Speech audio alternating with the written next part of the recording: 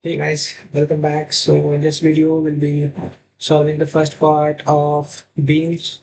Just the first problem given as a cantilever beam of height 2000 mm and a force acting along the y-axis of to 4 kilonewton, and the area cross section is given. The Young's modulus given as 2 to 10 power 5. And this is the working part. We'll be creating two key points and connecting them with a line, then assigning loads, and at last we'll be defining some element table values for shear force diagram and bending moment diagram. So let's start the structural part in the ANSYS window. Hey guys, welcome back. So let's start the structural and modeling part for problem number 1 of beams.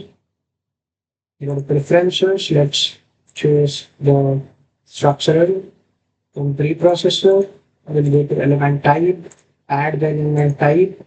So which is beam to be elastic 3. So click on OK, close it. And now we'll be defining the real constants. Add them. OK. So in beams, we'll be asked to enter three parameters, which are majorly area, moment of inertia, and height. So these are the three parameters. The height is generally given by the formula breadth into height or length into breadth. So in our case, it is breadth into height, which is given as 60 into 90. And the IZZ, which is moment of inertia. So the standard formula for this is breadth into height to the power of 3 whole divided by 12, which is 60 into 90 to the power of 3 divided by 12. So this calculates the IZZ, which is the moment of inertia, the height, which is total beam height. It's defined as 90 and it's given. So these are the basic parameters which is like to input for the real constant of the beam. And we just click on OK and close it. Now we'll go to material properties and that go to material models. In material models, we'll go to structural, linear, elastic, isotropic. And we are given the values of Young's modulus and Poisson's ratio. So the given Young's modulus is 2E5, and for beams we can actually assume Poisson's ratio as 0.3. So these are the necessary input for material number 1 in material models. Click on OK and just close this window. Now we'll go to modeling part as we have declared the necessary functions and values. And now it's time to model. We'll start with the key points first. Create key points in active series. So the initial coordinate for the beam is 1, and the initial coordinate will be 0, 0, 0, and the key point number will just assign it as 1 and apply it. The second key point, which is 2, and the position of x is around 2000.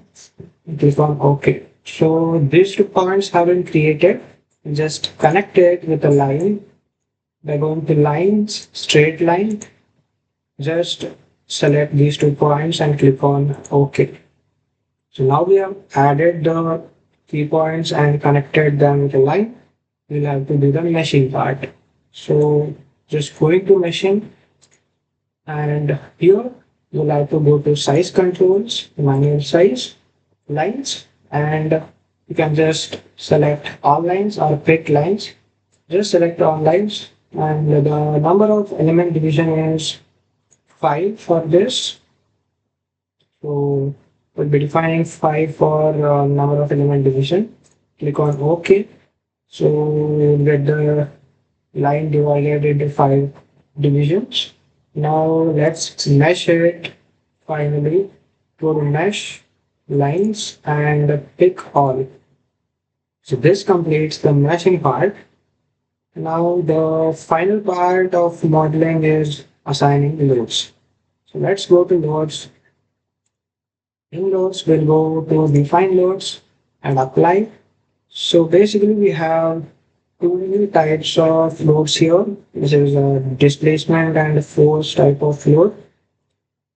So let's go with the displacement load first. In apply, in structure, go to displacement, and in displacement select on key points. So the displacement key point, which is in the first key point here, just click on OK.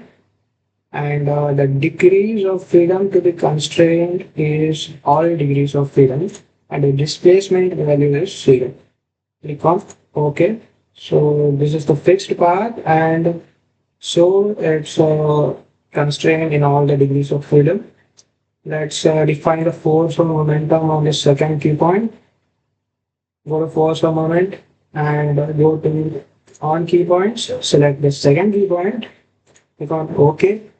And here the direction of force will be along y-axis. So it is vertically acting downwards. So let's keep a note here, and we'll have to give a value of this as minus 4000, because since it's acting in the vertically upward direction, downward direction, so the negative symbol should be applied, and we just click on OK. So this completes the entire modeling part, and you can just verify that going to solutions all parental yes. So this solution done notes should pop up, and then just close it, and then we'll have to move on with the next major part of beams, which is the general force processor. In general force processor, we'll have to define two parameters, which is a shear force diagram and bending moment diagram. So in bending moment diagram and shear force diagram, we'll have to assign two table values, which are SFDI and SFDJ, and BMDI and BMDJ respectively. So we'll just go to element table, define table. In define table, we'll just add in user label for item, just enter or type SFDJ, which is the short form for shear force diagram along axis. So I and J should be the points, and in result data item we'll be selecting by sequence num. The SMISE should be selected, and here in SMISE parameter selected, we'll have to enter another value, which is to SMISE comma 2. So this is the flow for adding a new parameter inside a table, which we'll be creating a value label item, and then we'll be declaring the result data item as by sequence num, and the parameter SMISE should be selected with additional comma 2 as an input. So we'll have to follow this for SFDJ, BMDI, and BMDJ. Just the things would change is the input values which we enter over here. So let's add SFDJ next by clicking apply over here. Now SFDJ, again the same process by sequence num SMISE comma 8. So for I it was 2 and for J it's 8. Click on apply, and it's time to enter BMDI, and select by sequence num and SMISE comma 6. So for BMDI it's SMISE comma 6. Apply, and for BMDJ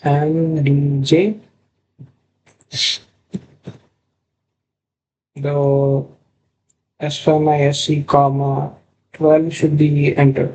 So these are the parameters which will be entering. You can just verify it over here. The SFDI should be 2, SFDJ should be 8, BMDI should be 6, and BMDJ should be 8. Well, sorry. So you can just close it. Next, we will be listing the result, and after that, we'll be plotting the result. So just after defining the tables, we'll go with the plot results. In plot results, go to counter plot. So we select line element results. Make sure the node I is opted with SFDI and node J is selected with SFDJ. So we'll be getting the line element results for SFDI and SFDJ. Just click on OK. So this would be the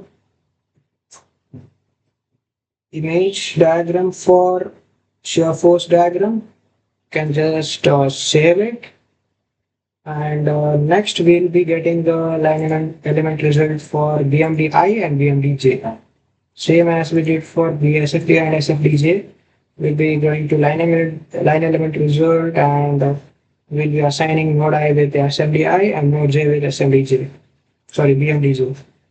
Just click on OK.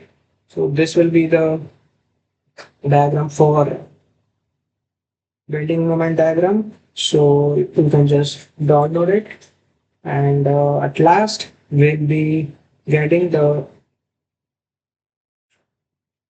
list results by going to list result. So here we'll be getting 3 parameters, which is model solution, element table data, and reaction solution. So in list results, let's start with model solution. Here we'll be selecting displacement vector sum. Click on OK. So these are the values which we need to copy. And after noting those model solution result, let's get the reaction solution. After clicking on the reaction solution and make sure all items are selected, click on OK. So this is the values it should be copied. The reaction solution for now. So just close it. So at last we'll be listing the result for element level data. So we'll be taking the pair shot SFDI SFDJ first. Clicking on OK, we'll be getting the minimum and maximum values for them. And again, if we get for BMDI and BMDJ, by just unselecting the SFDI and SFDJ, we will be getting the minimum and maximum values for them. So after getting the necessary output values, we can just verify the solution, and yeah, this completes the problem number 1 of beams. Thank you for watching.